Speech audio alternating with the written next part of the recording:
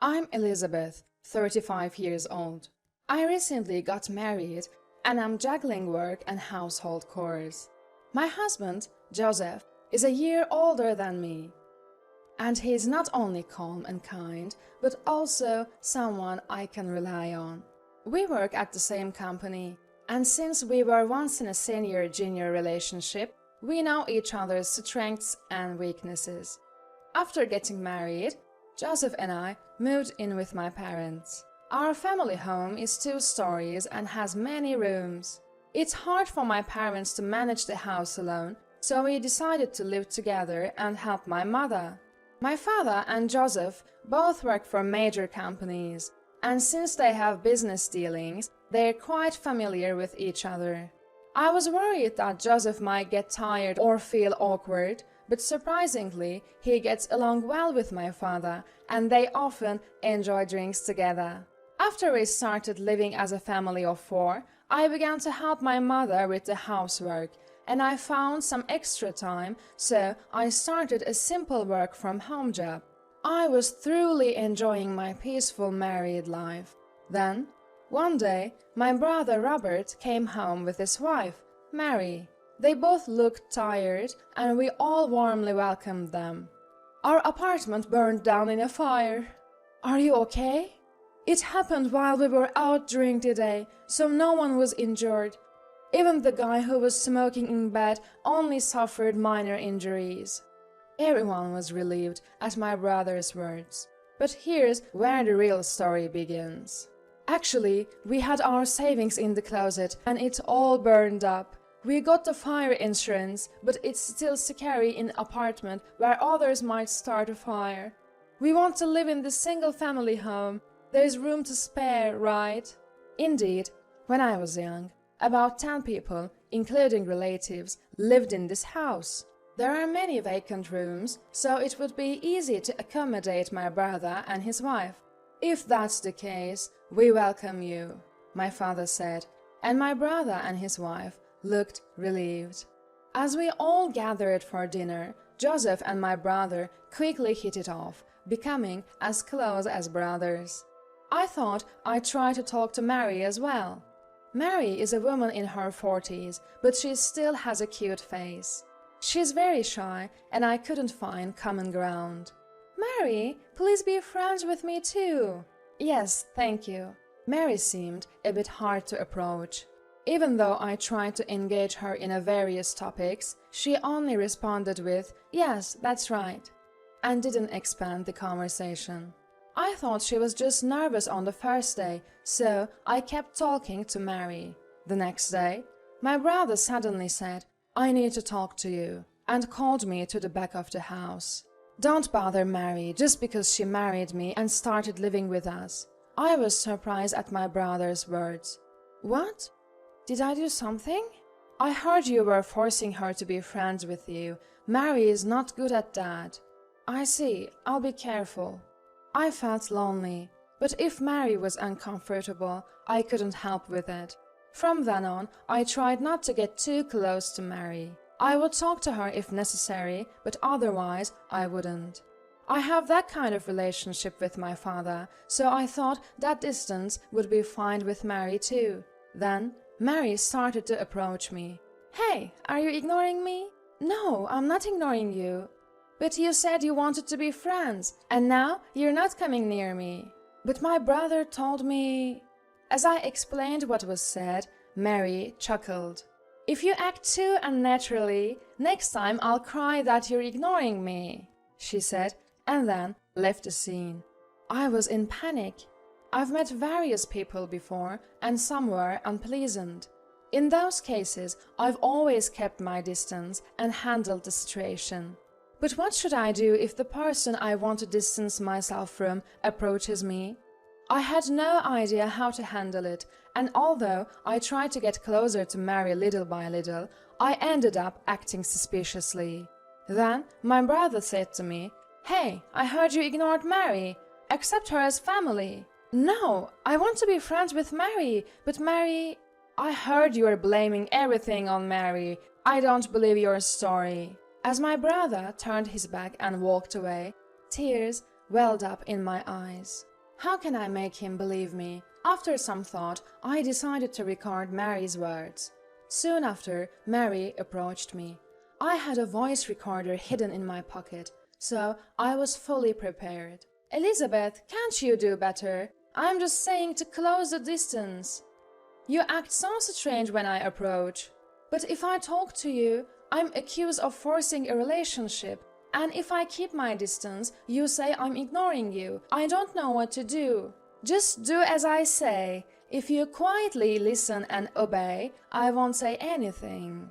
Mary chuckled and went somewhere. Afterward, as expected, my brother came and said, "What did you do to Mary? She was crying that you were harsh to her."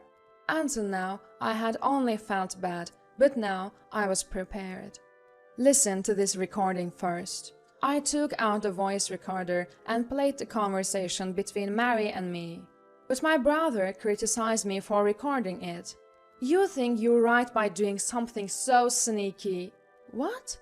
Recording a conversation is the lowest. You're not recording now, are you? No, I'm not. Empty your pockets.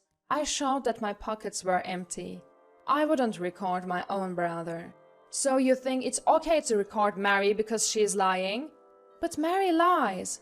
Mary is my wife. I understand if you're upset that a stranger has come in, but you're an adult, so stop acting like a child.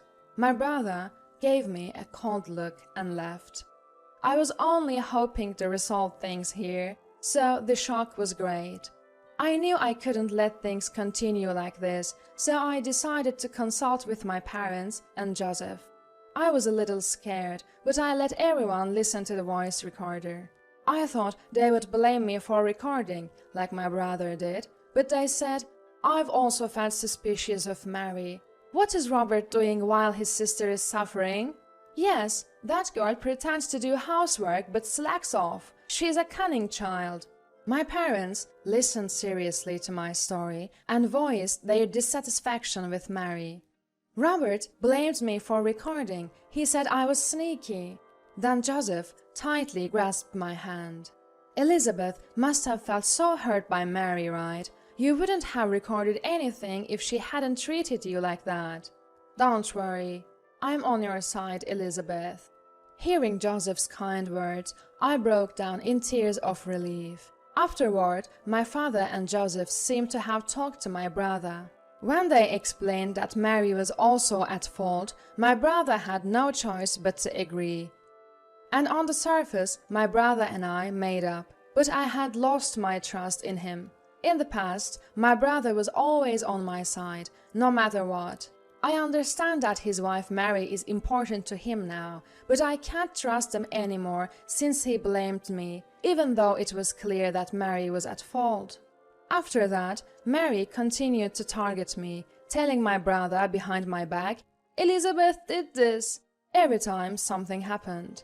The problem surfaced, my brother blamed me, and I denied it. Then my parents and Joseph would defend me, and this cycle repeated. After this happened several times, my brother glared at me with hateful eyes and yelled at my parents and Joseph. "You are defending her? I am disappointed in you, Dad, Mom, and Joseph." Mary stood behind my brother with a victimized expression, and the rest of us were dumbfounded by her. I then started to stay in my room because I had work from home. My mother said, "You don't have to do housework, Elizabeth. Stay away from Mary."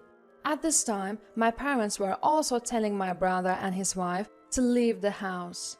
We can't keep people who cause problems in the house.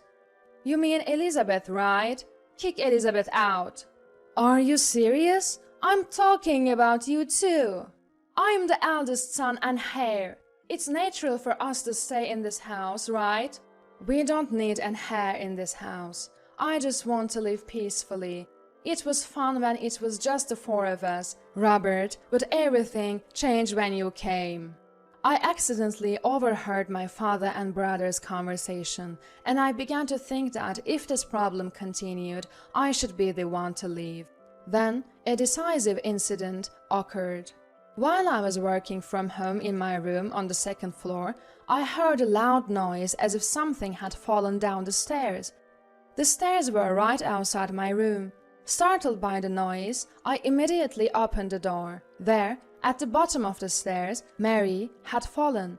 "Are you okay?"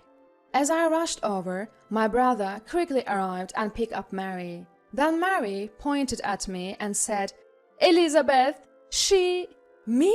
I didn't do anything." But my brother wouldn't listen. What were you planning to do to Mary?" He came up the stairs, grabbed me by the collar, and yelled in my ear, "I can call the police, you know." I couldn't stop crying. I hadn't done anything and felt so bad. Downstairs, Mary was sticking her tongue out at me while operating her mobile from her pocket. Probably, Mary had played a sound effect of something falling down the stairs at full volume. The sound was unnatural for something that had fallen. "Hey, Robert, I really didn't do anything. Instead, check Mary's mobile phone and see what Mary just did." "You are blaming Mary? You're the worst. Stay away from Mary. If you come near her again, I won't forgive you." My brother glared at me with eyes full of hatred. The brother who used to be so kind seemed like a stranger now. I realized that we could never go back to the good times we once had. Fortunately, Joseph believed my words. "Elizabeth wouldn't do something like that. Don't worry, I'm definitely on your side." Joseph's presence was incredibly reassuring. Of course, my parents were not fooled by Mary's deception either. I've fallen down those stairs before, but it never made that sound, and Mary didn't have a single scratch. It's unnatural. My father agreed with my mother, so we discussed and made a plan. First, to catch my brother and his wife off guard, Joseph and I left the house, bought a condominium near our workplace, and moved in. Unlike our family home, it was only a 3-room place, so cleaning was easier. After a while, my mother called, her voice filled with anger, and I had a feeling I knew what had happened. "That girl, now that you've left, she's saying I'm bullying her. I never bullied her, I just treated her formally, but Robert, I was hoping she would at least get along with Dad and Mom. We talked with Dad, and we decided to speed up our original plan. We've reached out our limit." From my usually gentle mother's raised voice, I could tell that Mary must have treated her terribly. My father forcefully pushed the plan forward, and they soon moved into our condominium. My father was furious, saying, "That guy's no longer my son. Joseph is my only son. Elizabeth married a good partner. I'm counting on you from now on." And he drank with Joseph to lift his spirits. Soon after, they put our family home up for sale and told my brother, "We've put the house up for sale. If you want to continue living there, buy it at the listed price. If you can't, leave by the end of the month. If you want to stay, buy it at the listed price." My brother's desperate voice came through the phone, not easily accepting my father's words. The family home sold for less than expected, but it still fetched around $27,000. My brother and his wife, who had lost their savings in a fire and had been spending freely while living in the family home, couldn't afford that amount. Moreover, my brother had apparently gone through debt, restricting without our knowledge, so he wouldn't pass a loan review. Mary hadn't been working for a long time, so getting a loan would be tough. Knowing this, their words about not depositing their savings in the bank but keeping them at home started to seem suspicious. Soon after, my brother came to us for help. We didn't intend to tell him our address, but my father was followed by my brother on his way home, and our location was discovered. However, none of us opened the door, and we responded through the intercom. My brother's face was haggard, and tears welled in his eyes. "I've been constantly blamed by Mary. Being told to do something about it since we got married, she's looked down on me. And if I don't follow her orders, she throws a fit. That's why I had to act that way towards Elizabeth. Please forgive me. I really don't think Elizabeth pushed Mary down the stairs." My brother repeated his excuses over and over. Apparently, Mary is selfish and she can't be satisfied unless things go her way. My brother isn't allowed to argue, and when they're alone, she seems to take a dictatorial attitude, forcing all the housework on him. Listening to my brother's story, my father repeatedly said, "You could have handled it differently. Why didn't you come to us then?" Showing no intention of forgiving him. I thought it was bad enough with Elizabeth, but my wife suffered too, and I can't forgive you guys. You chose to side with Mary, right? Then you have to act like a man to the end. Well, wait. The house thing was Mary's idea. She said if we kicked out Elizabeth at Mom, Dad would give it to me. I told her many times that Dad might sell the house. My prediction came true, and Mary gets irritated every day, taking it out on me. Help me. I'm a victim too. At least leave the house to me. A gift during your lifetime is fine. I don't need any cash. None of us sympathized with my brother's desperate plea. My father yelled into the intercom, "If you are going to say that much, bring Mary here. I have nothing more to say to you." Then my father hung up the intercom. 2 hours later, my brother returned with Mary. Apparently, he couldn't persuade my father and must have been scolded by Mary. His face was red, as if he had been crying. Mary had a sullen look on her face and taunted, "Are you so poor that you can't even give your son a house?" A vein popped in my father's forehead, but he took a deep breath and explained to Mary, "We value family above all else. Joseph takes care of Elizabeth and us, so we trust him. But what about you? You falsely accused Elizabeth, who did nothing wrong. Fortunately, none of us believed you, and you even tried to do the same to Mom. I don't want to recognize you as family. I have no intention of giving you the house. At least apologize to Elizabeth and Mom." My father conveyed his earnest feelings to Mary, but his words didn't get through to her. "Huh? I'm not in the wrong. The world has always gone my way. That's how I met a husband who listens to me. Shouldn't you all do the same?" I couldn't stand Mary's insolent attitude. "Hey, do you know how much I suffered being falsely accused? You probably don't. You're the one who set it up. It's like everything goes dark and you feel despair. Do you think it's okay to do that to someone? I'm the only one who's allowed to. It's always been that way." "Oh, really? Then there is not a single person around you who likes you, is there?" "Huh? There is. This guy." Mary pointed at my brother. No, Robert doesn't love you, Mary, anymore. Can't you see it in his face? What he feels for you is fear, not love. If you continue like this, you'll never be loved by anyone for the rest of your life." Mary's face, filled with anger, was directed at the camera. Even I felt fear looking at that face. So I conveyed my feelings to my brother. "Hey, Robert, are you really okay with this? The old Robert was brave, and if boys teased me, you'd come to help me right away. I always thought you were strong, Robert. Wake up already." Then my mother, who had come to stand next to me, raised her voice to my brother. "I don't think of you as my son anymore. I believe you'll wake up. If you stay with Mary like this, you'll only get worse."